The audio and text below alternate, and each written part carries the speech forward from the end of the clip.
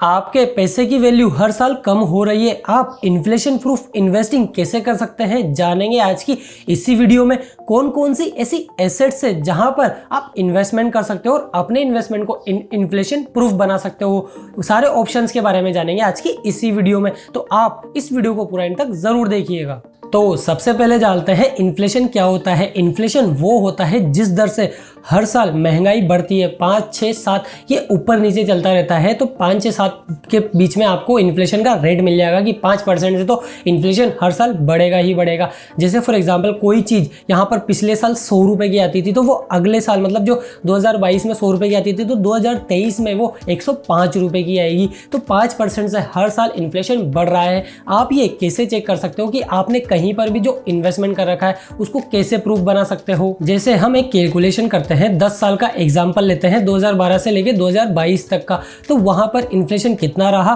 और अगर आपका जो 100 रुपये था उसकी वैल्यू कितनी रही अभी के टाइम के हिसाब से, 10 साल के हिसाब से करते हैं कैलकुलेशन। तो दोस्तों मैंने यहाँ पर इन्फ्लेशन का रेट लिख दिया है 2012 से लेके 2022 तक का, जो भी इन्फ्लेशन का रेट था, कभी ऊपर कभी नीचे, ठीक है। उसके हिसाब से 2012 में मेरे जो 100 रुपये थे, ठीक है, जो 100 रुपये की चीज़ आती थी, अगर मैं कोई चीज़ प्रोडक्ट या कुछ भी चीज़ लेने जाता था तो 100 रुपये की जो चीज़ आती थी वो आज के टाइम पे 165 रुपीज़ के आसपास की आएगी। तो इन्फ्लेशन इतना बढ़ चुका है। तो इन्फ्लेशन को एडजस्ट करने के हिसाब से हम इन्वेस्टमेंट ऑप्शंस भी बताएंगे।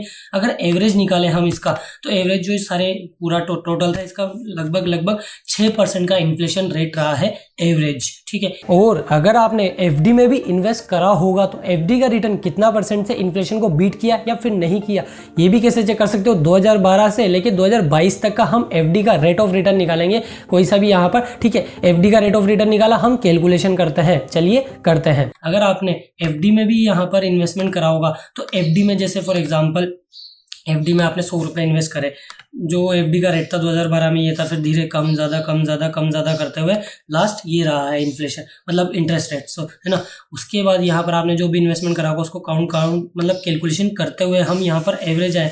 तो जो ये सब टोटल इसका एवरेज निकाले तो एवरेज एफडी का जो रेट रहा है वो 6.84 का रहा है। अगर आपने एफडी में 100 रुपये इन्वेस्ट करे होंगे तो अभी के टाइम पे वो 175 रुपीज़ हो गए होंगे यहाँ। नेक्स्ट है, आपने अगर एफडी के अलावा गोल्ड में भी इन्वेस्टमेंट कर रखा होगा तो गोल्ड में जो आपका रिटर्न आया क्या वो इन्फ्लेशन प्रूफ था या नहीं था, ये कैसे चेक कर सकते हो। सिंपल सी कैलकुलेशन है, आप देखना इसमें। आपने गोल्ड में इन्वेस्टमेंट करा होगा, ठीक है। तो गोल्ड में जो एनुअल रेट ऑफ चेंज रहा है, ईयर ऑन ईयर चेंजेस रहे हैं, जो 2012 में 18% का भी माइनस फिर यहाँ पर 38% का था, वो कब था 2020 में, यानी कि जब लॉकडाउन आया था, ठीक है, उसके हिसाब से। तो उसमें अगर आपने किसी ने गोल्ड में 100 रुपये भी इन्वेस्ट करे होंगे तो 100 रुपये की वैल्यू कितनी रही हो गई होगी अभी जो इन्वेस्टमेंट करा होगा। जैसे 100 रुपये किया तो यहाँ पर 1.79, ठीक है, 7.18% का एनुअल रहा है। मतलब एक तरह से देखा जाए एवरेज, तो एवरेज 7.7% का इसने रिटर्न दिया है मार्केट के हिसाब से, जो भी इसका minus plus up and down ऊपर नीचे होता रहा है। यहाँ से 6% मतलब इन्फ्लेशन के बेयरली यहाँ पर 1 से 1.25% के आसपास इसने इन्फ्लेशन को बीट किया है, ठीक है। तो सबसे पहला ऑप्शन है कॉर्पोरेट बॉन्ड्स। कॉर्पोरेट बॉन्ड्स क्या होता है, जब भी किसी कंपनी को पैसा चाहिए होता है तो वो क्या करती है, बैंक के पास जाती है लोन लेने के लिए, ठीक है। बैंक से उसने थोड़ा बहुत लोन ले लिया, लेकिन वो चाहती है कि हम जो रिटेल इन्वेस्टर्स है उनसे भी पैसा ले या फिर जो इंस्टीट्यूशनल इन्वेस्टर्स है उनसे पैसा ले सके। तो क्या करते हैं वो कि वो अपने बॉन्ड्स जारी करते हैं, फिक्स रेट ऑफ इंटरेस्ट देते हैं कि इतने % का आपको रिटर्न मिलेगा, लेकिन आप हमें पैसा दे दीजिए 1 साल 2 साल 3 साल जो भी टाइम का लॉक इन पीरियड होगा उस टाइम के लिए आप उन्हें पैसा दे दीजिए इतने का हिसाब से, ठीक है। तो इसमें क्या होता है कि बैंक ने तो लोन दे दिया, आपने भी आपका पैसा दे दिया, लेकिन यहां पर थोड़ा सा रिस्क बढ़ जाता है। क्योंकि अगर कंपनी कल को डूब जाती है, कल को कुछ भी प्रॉब्लम आ जाती है तो आपका पैसा डूब जाएगा पूरी तरह से। तो आपको क्या चीज देखनी चाहिए किसी भी बॉन्ड में इन्वेस्ट करने से पहले, सबसे पहले तो देखना चाहिए उसका फाइनेंशियल स्ट्रॉन्ग है या नहीं है, उसका बिजनेस की ग्रोथ कैसी होगी फ्यूचर के हिसाब से, और साथ ही साथ कंपनी की क्वालिटी है या नहीं है, टीम का मैनेजमेंट कैसा है, यहाँ पर उसकी इंडस्ट्री स्टेबल है या नहीं है, और जो उसका मार्केट ग्रोथ है ना, जो भी उसकी इंडस्ट्री है वो बढ़ेगी या नहीं बढ़ेगी, अगर बढ़ेगी तो कितने परसेंट से बढ़ेगी, आपको पूरी एनालिसिस ज़रूर करनी पड़ेगी दोस्तों। किसी भी कॉरपोरेट बॉन्ड में इन्वेस्ट करने से पहले, नहीं तो आपका पैसा डूब भी सकता है। और आपको ये भी देखना है कि उस कंपनी का मार्केट शेयर कितना है, मार्केट शेयर ज़्यादा होगा तो काफ़ी अच्छा पॉइंट है ये भी।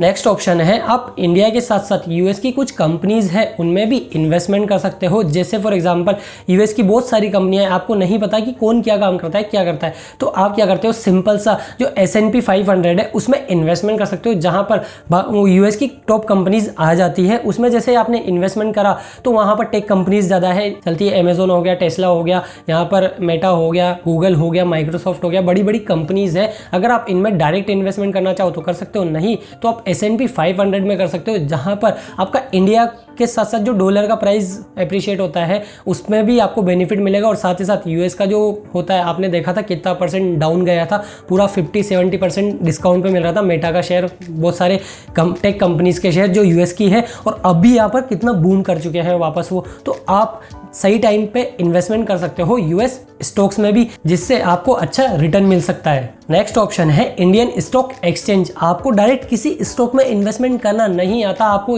किसी स्टॉक की एनालिसिस करनी नहीं आती, कि नहीं पता मुझे यार कि ये स्टॉक ऊपर जाएगा या नहीं जाएगा, मुझे सारे चीज़ें चेक करना नहीं आती।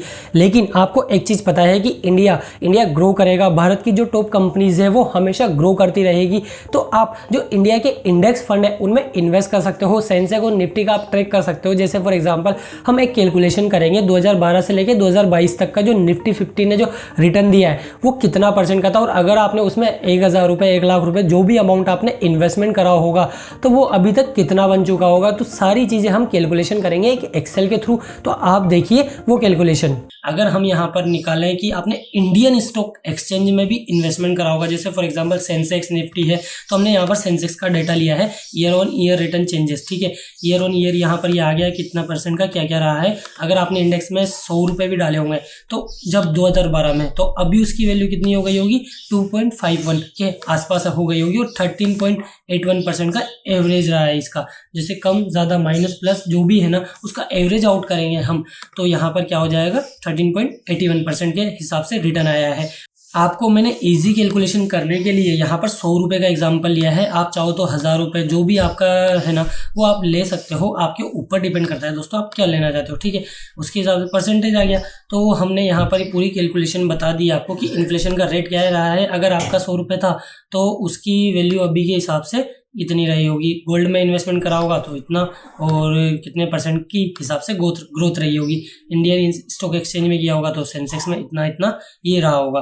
तो इस हिसाब से आप भी पता कर सकते हो कि आपका इन्वेस्टमेंट कहाँ पर सही है। तो दोस्तों फाइनली हम बात करें तो आप कहीं पर भी इन्वेस्टमेंट करो, चाहे वो गोल्ड में हो, बॉन्ड्स में हो, कहीं पर भी इन्वेस्टमेंट करो ना, तो आपको ये चीज़ ज़रूर ध्यान में रखनी है। अगर आपको नहीं ज़्यादा रिस्क नहीं लेना, ज़्यादा हेडेक नहीं लेनी, तो आपको बस एक ही चीज़ याद रखनी है कि आपको आपका पैसा 6% से ऊपर से तो हमेशा ग्रो करवाना है, क्योंकि इन्फ्लेशन को आपको बीट करना है अगर आपके अपने पैसे को ग्रो करवाना चाहते हो। अगर आपने इन्फ्लेशन को भी बीट नहीं किया तो आपका पैसा ग्रो नहीं होगा अच्छे से, और आपका पैसा जैसे 100 रुपये है वो हमेशा नीचे, अगर इन्फ्लेशन पे भी बीट नहीं किया तो वो अगले साल उसकी वैल्यू वो की वही रहेगी। अगर इन्फ्लेशन को भी बीट नहीं किया, बीट किया तो जितने परसेंट से बीट किया उतने परसेंट से आपका जो भी मनी है ना वो ग्रो होता रहेगा। और अगर आपने इन्फ्लेशन को बीट नहीं किया, उसका माइनस में गया आपका रिटर्न, तो पता है आपको आपका पैसा पूरा लॉस में है। तो इन तरीकों से आप इन्फ्लेशन प्रूफ इन्वेस्टिंग कर सकते हो। अगर आपको वीडियो से कुछ वैल्यू मिली तो प्लीज़ अपने दोस्तों के साथ भी शेयर ज़रूर कीजिएगा, जहां पर वो भी अपने पैसे को सही जगह इन्वेस्ट करके और सही तरीके से इन्वेस्ट करके अपने पैसे को ग्रो कर सके। अगर आपको वीडियो से कुछ वैल्यू मिली तो प्लीज़ वीडियो को लाइक भी ज़रूर कर देना, चैनल पर नए हो तो चैनल को सब्सक्राइब करके बेल आइकन भी दबा देना, इससे हमारी काफ़ी हेल्प होती है। मिलते हैं आपसे अगली और एक्साइटिंग वीडियो में। सुदेश दादी साइनिंग ऑफ।